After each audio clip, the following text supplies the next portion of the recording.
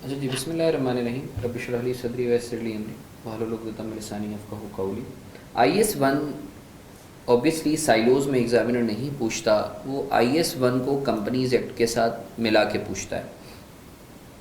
IS-1 जो है, यानी अगर मैं इससे सवाल की बात करूं तो इससे एक फ़ाइनल अकाउंट्स का जो है मुझे ऐसा लगता है कि एक अच्छा क्वेश्चन एग्ज़ामिनर पूछ सकता है। चांसेस मीडियम है, क्योंकि आजकल जो एग्ज़ामिनर है वो रीसेंट अटैम्प्ट में भी जो है वो कंपनीज़ एक्ट के जो डिस्क्लोजर्स हैं, क्योंकि वो इतने ज़ख़ीम किस्म के हैं, और कंपनीज़ एक्ट 2017 के बाद और स्पेशली जब 4th और 5th स्केड्यूल रिवाइज़ हुआ है तो काफ़ी डिटेल्ड डिस्क्लोजर्स जो हैं वो आए। तो एग्ज़ामिनर क्या करता है कि वो उन डिस्क्लोजर्स के ऊपर ज़्यादा फोकस कर रहा है आजकल। या तो उसमें जो है वो थ्योरी बेस्ड सवाल कर लेगा या न्यूमेरिकल बेस्ड सवाल कर लेगा, जिसमें वो बोलेगा कि भाई डिस्क्लोजर बना के दो। तो अगर तुम लोगों में से कोई ऑडिट पढ़ रहा है तो दे वुड रिकॉल के ऑडिट प्रोसीजर जो है ना, वो एक तरीके से तुम्हारे टीचर जो है वो तुम्हें on a very lighter note जो है वो क्या कहते हैं, वो बोलते होंगे कि भाई ये एक समंदर की मानंद, या कुछ टीचर तफरी में जो है वो बोलते हैं कि भाई ये एक जो है क्या कहते हैं ऐसा टॉपिक है जिसमें एग्जामिनर कुछ भी पूछ सकता है। सही है ना, कुछ भी पूछ सकता है एग्जामिनर। ऑडिट प्रोसीजर किसी भी चीज़ का, इन्वेंट्री का, रिसीवेबल का, पेएबल का, आप कितने चीज़ों को याद करोगे। तो सिमिलरली आप समझ लो कि वो जो ऑडिट में ऑडिट प्रोसीजर वाला टॉपिक होता है ना, तो ये जो IS-1 प्लस कंपनीज एक्ट वाला जो टॉपिक है आजकल के ज़ुमरे में, कंपनीज एक्ट का स्पेशली जो रेगुलेटरी फ्रेमवर्क के नाम से आपका चैप्टर है, सही है, तो वो इस तरीके का टॉपिक बना हुआ है। एग्जामिनर कोई भी डिस्क्लोजर उठा के पूछ सकता है, सही है। तो इसमें परेशान होने की ज़रूरत नहीं है। मैक्सिमम जो पूछेगा वो 7 से 9 मार्क का पूछेगा, सही है ना। अब इसमें आपने क्या करना है, मैं आप लोगों को एग्जाम पर्सपेक्टिव से टिप बता देता हूँ। एक तो आप जो है अच्छा क्वेश्चन कर लो, एक दो अच्छे क्वेश्चन कर लो फाइनल अकाउंट्स के, जो तुम्हारे स्टडी टेक्स्ट में दिए हैं, या पिछले जो है 6 अटेम्प्ट के अंदर एक दो क्वेश्चन आए होंगे, वो तमीज़ से कर लो, सही है, वो तमीज़ से कर लो। ये जो IS-1 की है, ये तो एक जो है वो मिनिमम आइटम्स हैं, वो जब तुम क्वेश्चन करोगे तो वो खुद ही रन थ्रू हो जाएगा। अब रही बात रेगुलेटरी फ्रेमवर्क की। रेगुलेटरी फ्रेमवर्क में जो है आपने क्या करना है, एक तो जो क्लासिफिकेशन ऑफ कंपनीज है ना, क्योंकि रेगुलेटरी फ्रेमवर्क आपका 4th स्केड्यूल या 5th स्केड्यूल आपका अप्लाई कब होगा, कौन सी कंपनीज पे अप्लाई होगा, वो डिपेंड करता है इन क्लासिफिकेशन पे। कंपनी अगर लिस्टेड कंपनी है तो उसके ऊपर 4th अप्लाई होगा, अगर जो है वो अनलिस्टेड या प्राइवेट है तो उसके ऊपर 5th अप्लाई होगा। तो अलग अलग क्राइटेरिया हैं। तो let's have a quick look here, सही है। उसके बाद मैं फिर तुम्हें बता दूंगा कि डिस्क्लोजर मुझे क्या लगता है इस दफ़ा कौन से इंपॉर्टेंट जो है वो आ सकते हैं रेगुलेटरी फ्रेमवर्क से डिस्क्लोजर, सही है। सो तुम लोग वो कर लेना, तो इंशाल्लाह मुझे अल्लाह की ज़ात से उम्मीद है काफ़ी मुनासिब हो जाएगा, सही है। तो without further D of time let's start with regulatory framework. Regulatory framework in Pakistan, क्योंकि आपको पता है कि भाई देखो कोई भी अकाउंटिंग स्टैंडर्ड है ना, वो अप्लाई होता है आपके रेगुलेटरी फ्रेमवर्क। कोई भी ऐसे जैसे अभी IFRS 9 आया, IFRS 16 आया, IFRS 15 आया, सो ये ऐसा नहीं हुआ कि इंटरनेशनली अप्लाई हो गए तो पाकिस्तान में no no no no no. Actually SECP या SBP जो है बाकायदा सर्कुलर या SRO इशू करता है, जिसमें जो है ये नोटिफिकेशन आती है कि भाई अब पाकिस्तान में ये स्टैंडर्ड अप्लाई हो रहा है। जैसे बैंकिंग सेक्टर पर अभी तक IFRS 9 अप्लाई नहीं हुआ था, अब जाके अप्लाई हो रहा है, हालांकि वो तो 6-7 साल पहले आ चुका है, सही है ना। तो regulatory framework is the framework which actually regulates all of any scenario, जो भी रिस्पेक्टिव सिनेरियो आपका, ठीक है। सो अब हम बात कर लेते हैं कि जो है पाकिस्तान में जो रेगुलेटरी फ्रेमवर्क है वो कंपनीज एक्ट है आपका। अब हम देख लेते हैं कि कंपनीज एक्ट के तहत जो है कंपनीज कौन कौन सी होती हैं। ये मैं अगेन आपको कंपनी लॉ नहीं पढ़ा रहा, but this is really important, क्योंकि जब मैं MCQs को रन थ्रू कर रहा था तो एग्जामिनर इन क्लासिफिकेशन में से 1-2 मार्क की तो कंपनीज पूछता है MCQ में कि भाई बताओ ये क्राइटेरिया है तो ये कौन सी कंपनी है, इसके ऊपर कौन सा स्केड्यूल लगेगा। भाई देखो 4 किस्म की कंपनीज हैं, public interest companies, large size companies, medium size companies और स्मॉल साइज कंपनीज, सही है। अब याद रखो अकाउंटिंग फ्रेमवर्क जो है वो तुम्हारा IFRS होगा या अकाउंटिंग स्टैंडर्ड फॉर NPO होगा, जिसको AS/NPO के नाम से भी तुम जानते हो, सही है ना। AS/NPO कब होगा, जब सेक्शन 42 के तहत अगर कोई NPO बनी है, नॉट फॉर प्रॉफिट ऑर्गेनाइजेशन, तो वो बनेगा। एप्लीकेबल रेगुलेटरी रिक्वायरमेंट क्या है या रेगुलेटरी फ्रेमवर्क कौन सा है, वो है 4th स्केड्यूल या 5th स्केड्यूल, सही है। अब एक चीज़ याद रखो कि हम जो है ये टाइप्स ऑफ कंपनी पढ़ेंगे, इनका मतलब पढ़ेंगे, और हम देख लेंगे कि कौन सा अकाउंटिंग फ्रेमवर्क अप्लाई होता है और कौन सा रेगुलेटरी फ्रेमवर्क अप्लाई होता है। रेगुलेटरी फ्रेमवर्क या तो 5th है या 4th स्केड्यूल है, सही है ना, या तो 4th स्केड्यूल है या 4th स्केड्यूल और 5th स्केड्यूल। कंपनीज एक्ट के अंदर जो है कुछ बताए हुए फॉर्मेट्स या कुछ डिस्क्लोजर्स बताए हुए वो देने।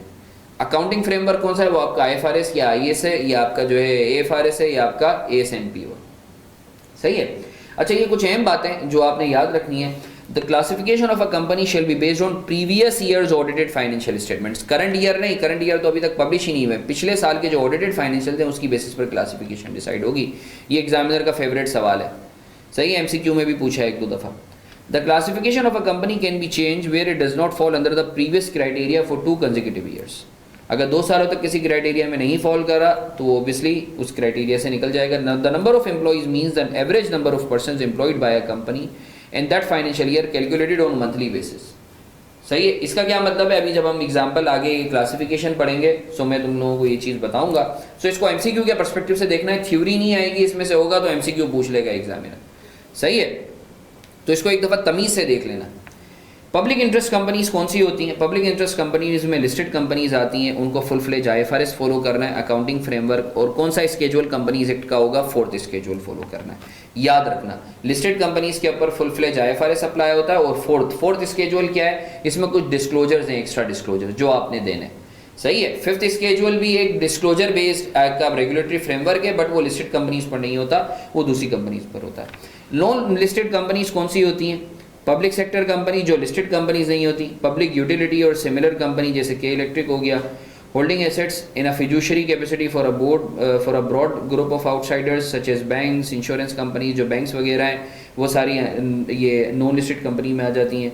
All companies in the engage of production and sale of sugar having such a member of hold ordinary shares may be notified, holding assets exceeding such value as may be notified। ये assets को याद करने की ज़रूरत है भी नहीं तुम्हें, सही, बस पॉइंटर्स पे तुमने याद रख लेना है। सही है। इनके ऊपर क्या अप्लाई होगा, जो नॉन लिस्टेड कंपनीज हैं उन पे IFRS ही अप्लाई होगा, अलबत्ता डिस्क्लोजर्स के लिए 5th स्केड्यूल अप्लाई होगा, जो लोकल डिस्क्लोजर्स आपने देने उसके लिए 5th स्केड्यूल अप्लाई होगा।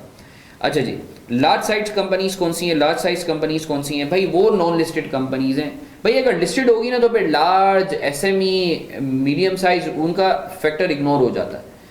सही है ना। Large size companies non listed companies हैं जिनका पेडअप कैपिटल 200 मिलियन या उससे ज़्यादा हो, पेडअप कैपिटल 200 मिलियन या उससे ज़्यादा हो, टर्नओवर 800 मिलियन से ज़्यादा हो, और एम्प्लॉइज 750। अभी एम्प्लॉइज कौन से होंगे सर? साल के एंड पे होंगे या साल के बीच में होंगे या क्या होंगे? एवरेज होंगे। ये मंथली एवरेज होगा, हर महीने का आपने एवरेज निकाल के देखना है कि वो 750 जो है उससे ज़्यादा थे या नहीं थे। अगर तो जो है लार्ज साइज कंपनी है, सही है, तो उसके ऊपर IFRS अप्लाई होगा, अकाउंटिंग फ्रेमवर्क और 5th स्केड्यूल अप्लाई होगा। सही है। अच्छा जी, अगर फॉरेन कंपनी है जिसका टर्नओवर जो है वो 1 बिलियन या उससे ज़्यादा हो, फॉरेन कंपनी है तो टर्नओवर 1 बिलियन या उससे ज़्यादा हो, तो उस पर भी IFRS ही अप्लाई होगा और 5th स्केड्यूल अप्लाई होगा। अगर नॉन लिस्टेड कंपनी है जो कि सेक्शन 42 में, जिसको हम NPO भी कहते हैं, तो उसके ऊपर अप्लाई तो 5th स्केड्यूल ही होगा रेगुलेटरी फ्रेमवर्क के पर्सपेक्टिव से, बट अकाउंटिंग फ्रेमवर्क जो है वो IFRS कुछ के तहत कुछ IFRS अप्लाई होंगे और AS for NPOs, accounting standards for NPOs apply होंगे। सही है जी। मीडियम साइज कंपनीज कौन सी होती हैं? मीडियम साइज कंपनीज वो कंपनीज होती हैं, सही है, जिनका पेडअप कैपिटल 200 मिलियन से कम का हो, टर्नओवर 800 मिलियन तक का हो, और एम्प्लॉयज़ जो हैं वो 250 से 750 के दरमियान। इन पर AFRS अप्लाई होता है, SSCs का या ICAP की वेबसाइट पे तुम्हें मिल भी जाएगा, और 5th स्केड्यूल अप्लाई होता है। अकाउंटिंग फ्रेमवर्क AFRS और इस जो कंपनीज एक्ट का 5th स्केड्यूल अप्लाई होगा। या फिर वो प्राइवेट कंपनीज जिसका पेडअप कैपिटल 10 मिलियन से लेके 200 मिलियन के दरमियान हो, सही है, टर्नओवर जो है 150 मिलियन से लेके 800 मिलियन के दरमियान हो, और एम्प्लॉइज़ 250 से लेके 750 के दरमियान। सही है, उनके ऊपर भी AFRS अप्लाई होगा और regulatory framework 5th schedule apply होगा। फॉरेन कंपनी है जिसका जो है टर्नओवर 1 बिलियन से कम है, तो उनके ऊपर भी AFRS अप्लाई होगा और 5th स्केड्यूल अप्लाई होगा। अगर तो जो है सेक्शन 42 के तहत जो है वो आपकी कंपनी है and not for profit organisation, जिसका ग्रॉस रेवेन्यू 200 मिलियन से कम का हो, सही है, रेवेन्यू की बात हो रही है, नेट सरप्लस या डेफिसिट की बात नहीं हो रही, 200 मिलियन से कम का हो, तो उनके ऊपर भी सिर्फ accounting standard for NPO apply होगा। अगर तुम रिकॉल करो तो जो लार्ज साइज कंपनीज में आ रही थी उसमें जो है वो NPO जिनका रेवेन्यू 200 मिलियन या उससे ज़्यादा होगा तो उन पे IFRS और AS&PO दोनों अप्लाई होगा।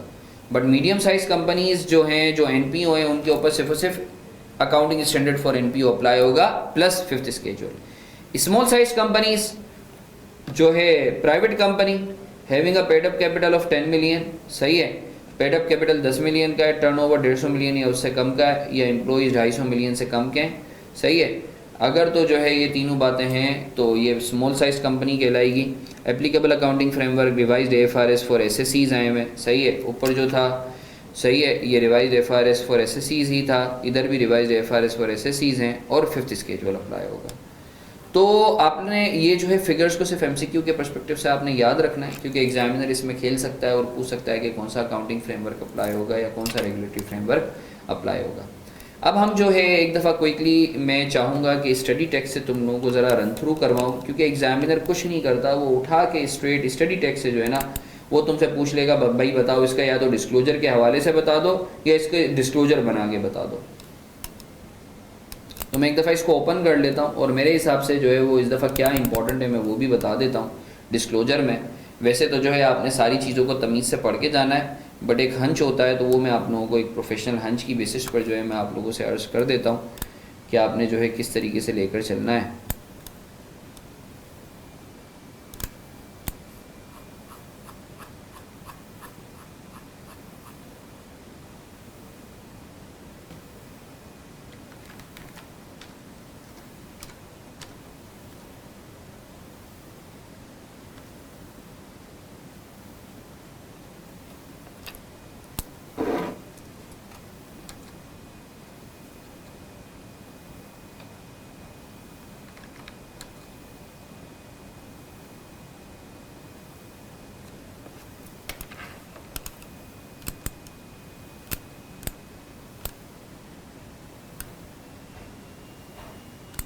अच्छा जी,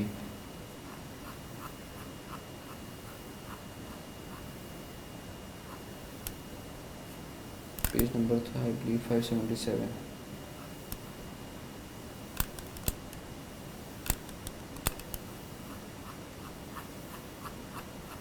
just hold on with me, मैं ज़रा क्विकली एक दफ़ा देख लूँ, पेज नंबर में शायद मिस कर गया हूँ।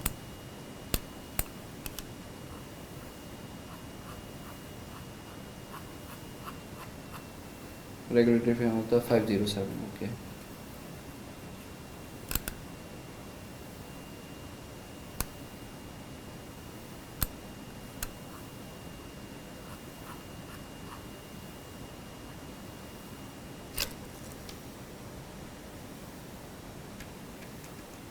अच्छा जी, अब अगर आप एक बात नोट करें, 4th स्केड्यूल के हवाले से क्लासिफिकेशन ऑफ कंपनीज हम लोग कर चुके हैं।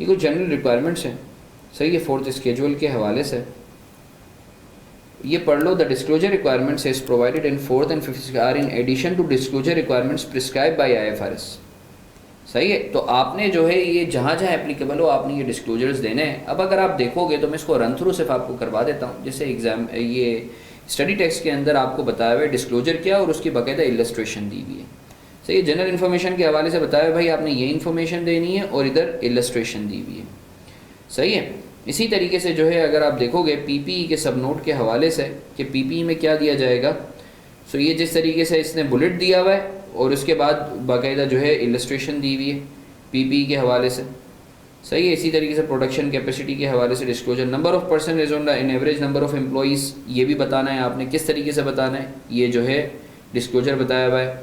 नेम ऑफ एसोसिएटेड कंपनीज़ और रिलेटेड पार्टीज़ बतानी है, किस तरीके से बतानी है, इसका बाकायदा डिस्क्लोजर बताया हुआ है। इसी तरीके से एसोसिएटेड कंपनीज़ एंड अंडरटेकिंग्स के हवाले से आपने बताना है, किस तरीके से बताना है, ये डिस्क्लोजर बताया हुआ है। फॉरेन एसोसिएटेड कंपनीज़ या रिलेटेड पार्टीज़ के हवाले से आपने बताना है, किस तरीके से बताना है, ये डिस्क्लोजर दिया हुआ है, सही है, एग्जाम्पल दी हुई है। क्रेडिट फैसिलिटीज़ के हवाले से अब ये सिर्फ 4th स्केड्यूल के तहत देनी, क्रेडिट फैसिलिटीज़ अगर आपने कोई दी हुई है तो ये डिटेल है कि डिस्क्लोजर देना क्या है, कैसे देना है, ये इलस्ट्रेशन में बताया हुआ है।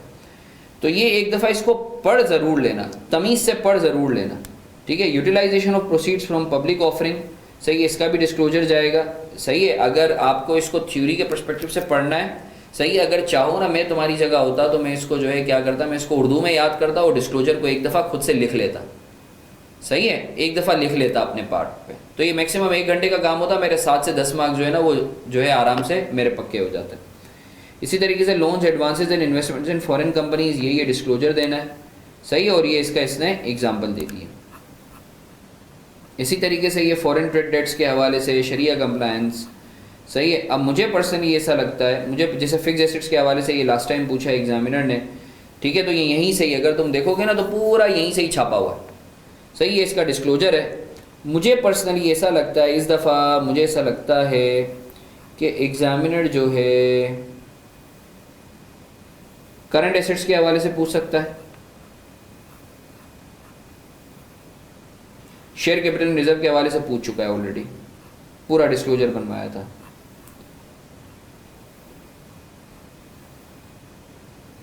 करंट एसेट्स और करंट लायबिलिटीज के हवाले से पूरा सेट बना के,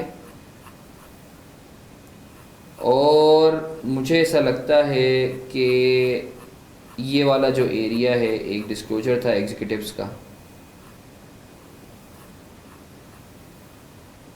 हाँ, remuneration of directors, chief executives and executives. मुझे ये करंट एसेट्स, करंट लायबिलिटीज और रिम्यूनरेशन ऑफ डायरेक्टर, इसका जो डिस्क्लोजर है ना वो मुझे अहम लगता है, तो इसको तमीज़ से पढ़ लेना, और इसकी जो इलस्ट्रेशन है ना उसको एक दफ़ा, ये जो डिस्क्लोजर दिया हुआ इलस्ट्रेटिव डिस्क्लोजर, उसको एक दफ़ा अटेम्प्ट कर लेना, तो काफ़ी मुनासिब हो जाएगा, सही है। तो जो है क्या कहते हैं, this is it from my side with respect to IS 1 and regulatory framework. मैं फिर से रिपीट कर दूँ, फाइनल अकाउंट्स के एक दो अच्छे क्वेश्चन कर लो फुल फ्लेज, जिसके अंदर सारे डिस्क्लोजर्स हों, एक दो क्वेश्चन करने, ज़्यादा नहीं करने। और उसके बाद ये जो रेगुलेटरी फ्रेमवर्क है ना, उसमें तुमने क्या करना है, एक तो क्लासिफिकेशन के ऊपर तो मैंने तुम्हें खुद ने करवा दिया, और जो तुम्हारे जो डिस्क्लोजर्स हैं 4th और 5th स्केड्यूल के, ये जो डिस्क्लोजर्स उसको पढ़ना है तमीज़ से, और जो है क्या कहते हैं, जो इलस्ट्रेटिव डिस्क्लोजर है उसको एक दफ़ा अटेम्प्ट कर लेना है, और ज़्यादा फोकस करना है करंट एसेट्स और करंट लायबिलिटी वाले डिस्क्लोजर पे, और remuneration to director, chief executive and executives हैं, इन पे ज़्यादा फोकस करना है, सही है। तो मुझे ऐसा लगता है एग्जामिनर ये वाला एरिया पूछ सकता है, सही है।